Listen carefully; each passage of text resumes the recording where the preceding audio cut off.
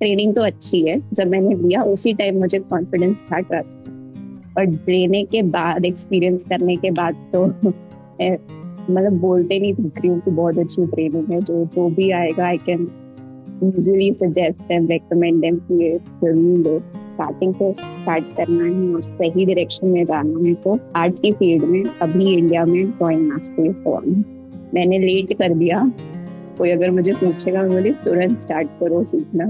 मैं पहले आईटी में जॉब कर रही थी, तो उस टाइम भी मुझे इसमें तो इंटरेस्ट नहीं था, तो मैं साइड बाय साइड देख रही थी कि मुझे आर्ट में कुछ करना है। तो मैं क्लासेस वगैरह बैंगलोर में देख रही थी, तो वो इन पर्सन क्लासेस थे, तो वो नहीं हो पाया। फिर मैं लॉकडाउन में फिर घर आ गई। फिर मैंने थोड़ा स्टार्ट किया, फिर डिसाइड किया कि नहीं, अब आर्ट में ही करना है। तो उस टाइम मैंने बहुत सारे आर्टिस्ट को फॉलो किया, देखा यूट्यूब वगैरह पे। उनके साथ गलत ये हुआ कि मुझे लगा कि नहीं, मैं तो सीख ले रही हूँ, मैं कर ले रही हूँ। तो मैंने 3-4 साल ऐसे ही निकाल दिए कि मैं खुद से कर लूंगी, मैं खुद से कर लूंगी। ठीक है, मैंने इंस्टाग्राम भी अपना ग्रो कर लिया, अराउंड 60-70 के तक पहुंच गई थी, लेकिन फिर मैं वहां जाके स्टक हो गई। अब मैं क्या करूँ? ठीक है, फॉलोअर्स तो आ गए, पर उस पर अर्निंग कैसे होगी, वो भी है। फिर और वर्क ऐसे प्रोफेशनल लेवल के, जैसे बड़ी पेंटिंग्स वगैरह बनानी, तो ऐसा नॉलेज तो था ही नहीं मेरे पास। बेसिक स्केचेस वगैरह मैं अच्छे कर लेती हूँ, कर लेती थी, लेकिन वही जो बेसिक नॉलेज ही नहीं था, तो बड़े वर्क करने का कॉन्फिडेंस ही नहीं था कि वो अच्छा बन पाए, सेल हो पाए। राहुल सर को मैं जानती थी, मतलब काफी रिलेट कर पाई मैं उनसे। उन्होंने अगर एक ट्रेनिंग बना ली है और उनके वर्क्स भी मैं देखी हूँ, जो लेवल है वो लेवल अचीव करना है।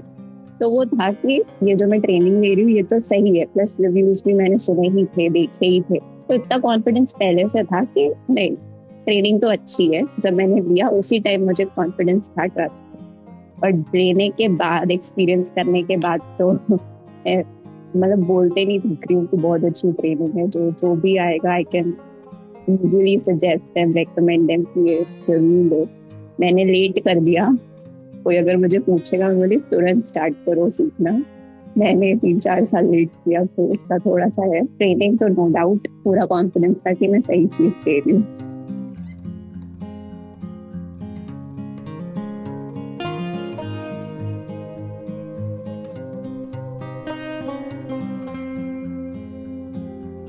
तो वैसे ड्राइंग मास्टरी में आपका लाइक फेवरेट टॉपिक क्या करेंटली?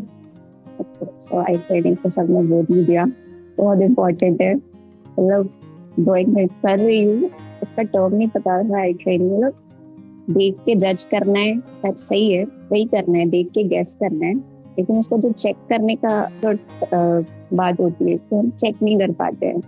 तो वो नई चीज पता चली कि हाँ, हम चेक कर सकते हैं और ट्रैक कर सकते हैं, हम सही डायरेक्शन में जा रहे कि नहीं, इम्प्रूवमेंट हो रहा है कि नहीं। तो वो बहुत सही बात है। लेकिन जो नई चीज मुझे पता चली, दैट इज शेडिंग।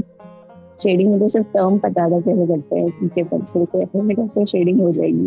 लेकिन उसमें जो फ्लैट वैल्यू, फिर वैल्यू ट्रांजेक्शन, उससे पूरा आर्टवर्क को कंप्लीट करना है। लाइक अगर आप पहले के मेरे वर्क्स देखोगे, उसमें अच्छे स्केचेस मिलेंगे, अच्छी ड्राइंग्स मिलेगी, लेकिन कोई भी ड्राइंग ऐसी कंप्लीट नहीं मिलेगी जो फिनिश्ड है। तो ये काफी चीज, ऐसी चीज मिली है जो मुझे यूट्यूब वगैरह पे कोई नहीं बता रहा था। वैल्यूज वाला जो चैप्टर है, जिसकी वजह से हमारा आर्टवर्क एक्चुअल में एक रियल वर्क बनता है, कंप्लीट वर्क बनता है।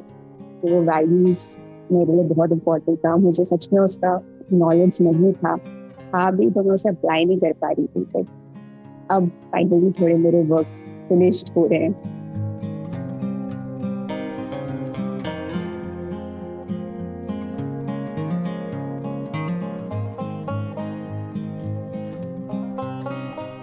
और उसे वो ड्राइंग ड्राइंग और ड्राइंग फंडामेंटल्स जो सबके वीक ही होते हैं, सब सीधे कलर्स और शेडिंग, वाटर कलर, हमें सीधे पेंटिंग बनाना है, कैनवस पे पेंट करना है, हम सीधे उस पे जंप कर जाते हैं।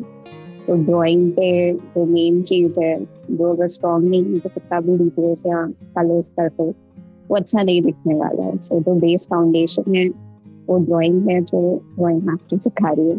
सो अगर फंडामेंटल स्ट्रॉन्ग करना है तो उसके बाद जितनी भी पेंटिंग तो बन ही जाएगी। कि अगर स्टार्टिंग से स्टार्ट करना है और सही डायरेक्शन में जाना है तो आर्ट की फील्ड में अभी इंडिया में ड्राइंग मास्टर्स करवाना है।